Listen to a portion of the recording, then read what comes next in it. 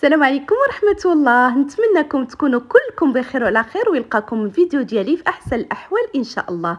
اليوم غادي نحضر معكم كيكه بثلاثه ديال الطبقات كتجي اكثر من رائعه بواحد الكريمات اللي في متناول الجميع بمذاقات صيفيه يبردوا عليكم هاد الحراره. الطبقه الاولى عباره على كيك كيجي قطني مفزق مزيان كيذوب في الفم، والطبقه الثانيه كريم باتيسير اللي كتواتى بشكل كبير مع هاد الكيك هذا، والطبقه الثالثه كريمه ديال المونغ المنعشه اللي كتخلي هاد الكيك كيجي مختلف وكيعطيه داك الاحساس بالانتعاش. مزيج بين المحموضه والحلاوه غادي تخلي كلشي يطلب لك المقادير ديال هذا الكيك هذا. هاد الطريقه ديال الكريمه ديال المونغ غادي تعتمدوها في كاع الفواكه اللي كتبغيو، ماشي بالضروره تستعملوا المونغ، يمكن لكم تستعملوا الفراوله اولا الفرامبواز وعلاش لا حتى البرتقال اولا الحامض، كلشي كيتواتى بشكل كبير مع هذا الكيك هذا. غادي نوريكم هذه القاعده وانتم كديروا الفاكهه اللي بغيتو، وكيف ما كنقول لكم دائما تبعوا الفيديو حتى الاخير حيت الطريقه مهمه اكثر من المقادير. وما تنساونيش تعاليقكم الزوينه ولايكاتكم اللي كتفرحني وكتشجعني نحط لكم احسن ما عندي. والله العظيم ملي كنشوف التعاليق ديالكم كنفرح بزاف وكنبغي نعطيكم احسن ما عندي. وما غاديش نطول عليكم ونبداو على بركه الله. اول حاجه كناخذوا واحد لو بول اللي كنديروا فيه 2 بيضات بدرجه حراره المطبخ. الا كانوا بيضات صغار البنات يمكن لكم تستعملوا 3 ديال البيضات. انا هنايا اكتفيت ب2 بيضات كانوا عندي كبار. درت رشيشه ديال الملحه وكاس ديال السكر سنيده قياس العنبه. كيف ما كنقول لكم ديما سنيده تكون سنيده رقيقه، ما تستعملوش سنيده الغليظه باش ما تمحنكمش في الكيك ديالكم. صافي كنخلطوا مزيان الخليط ديالنا حتى كتذوب لينا ديك السنيده مع البيض، وعاد ديك الساعه كنزيدوا عليهم واحد كاس قياس العنبه ديال زيت نباتيه. كنبقاو نزيدوا غير بشويه بشويه حتى كيتجانسوا لنا العناصر ديالنا. صافي هنايا كيف ما كنقول لكم كتخلطوا مزيان مزيان مزيان مزيان حتى كيتجانسوا لكم العناصر ديالكم. وعاد كنزيدوا واحد كاس قياس العنبه ديال الحليب. ما كانش عندكم الحليب يمكن لكم تستعملوا ياغورت بنكهه الفانيا، حتى هو كيتواتى بشكل كبير مع لو كيك ديالنا. هاد الكيك البنات كيجي قطني مفشفش ما تشبعوش منه واخا المقادير ديالو جد اقتصاديه. صافي هنايا بعد ما كنخلطوا مزيان كنديروا قياس واحد معلقه كبيره ديال لا كريم باتيسير كتعطي واحد المذاق رائع. جربوها في الكيك ديالكم. كنتو دايرين كيك ديال الشوكولا ديروا لا كريم باتيسير بنكهه الشوكولا اولا نكهه الحامض اولا ضروري ما ديروها، كتعطي واحد الاضافه رائعه لو كيك ديالكم. الا ما كانش عندكم فاني اولا هكايا النكهات اللي كنستعملوا في الكيك. صافي هنايا غربلت واحد قياس واحد 2 كيسان ونص ديال دقيق الفورص اللي كيكون ديال الحلويات البنات، وزدت 2 خمارات من فئه 8 غرام حتى همايا، وكنبقى نخلط بشويه بشويه. ضروري الدقيق البنات يكون ديال الحلويات، ما تستعملوش الدقيق العادي باش تنجح معكم الوصفه. صافي كنبقاو نخلطوا هكايا كيف ما كتشوفوا في لا فيديو بشويه بشويه بشويه حتى كنحصلوا على واحد العجينه اللي كتكون متجانسه، ما كتكونش ثقيله وكذلك ما كتكونش خفيفه البنات. الفران تنكونوا سخناه من قبل على درجه حراره 180 درجه. الا كان عندكم فران عادي ديال الغاز البنات كتشعلوا عليه من التحت وكتخليه واحد 5 ديال الدقائق حتى كيسخن، وعاد كتنقصوا العافيه وكتدخلوا لو كيك ديالكم. درجه الحراره كيف ما كنقول لكم دائما البنات راه كتبقى على حسب كل وحده والفرن ديالها. يمكن لكم نعطيكم درجه الحراره كيفاش تطيبوها، ولكن يكون الفرن ديالكم كيخطف خفيف غادي ديروا هذيك درجه الحراره غادي تحرق لكم لو كيك ديالكم. يعني تتشوفوا نتوما عينكم ميزانكم على لي كيك ديالكم كيف ما كنقول لكم.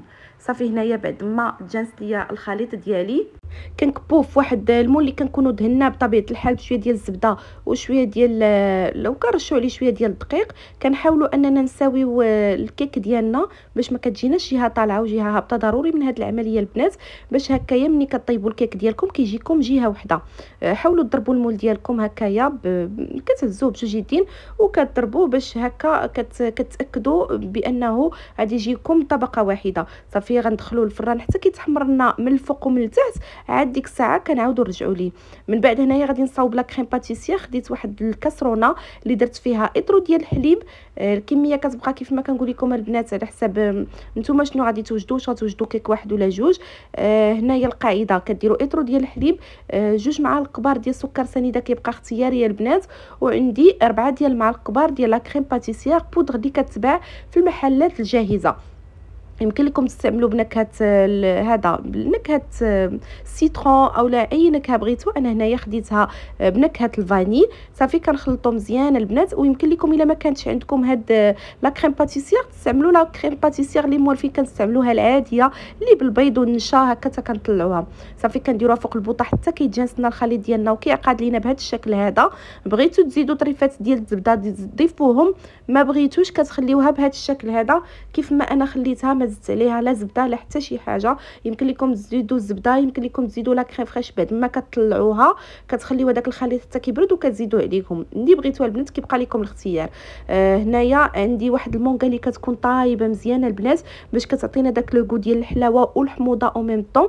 صافي قطعتها بهذا الشكل هذا الموضح في لا فيديو وكنديرها في هذه السلافه هذه. كنبقى حتى كنكمل هذيك المونغا ديالي كامله.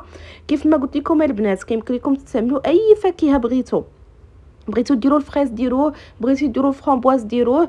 القاعده كتبقى هي هذه وانتم كديروا الفاكهه اللي بغيتو. عندي تقريبا ما يعادل واحد 150 غرام ديال هاد المونغا اللي كنقطعوها شرائح، وكنزيدوا عليها سكر سنيده 2 معالق كبار ما يعادل واحد نص كاس ديال سكر سنيده. وكنزيدوا عليها كنديروهم هنايا في البلندر ديالنا اللي غادي نطحنوه اولا العشوار اللي بغيتوها البنات. صافي وكنزيدوا عليهم هنايا غادي تقريبا واحد 2 معالق كبار ديال لا كريم باتيسير. الا ما كانتش عندكم لا كريم باتيسير البنات يمكن لكم تستعملوا المايزينا اولا دقيق الفورس. من الاحسن دقيق الفورس هو اخر حاجه.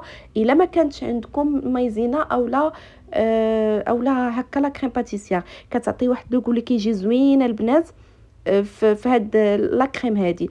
صافي الا بانت لكم عاقده بزاف يمكن لكم تزيدوا عليها واحد شويه ديال الحليب باش كتخفف لكم البنات.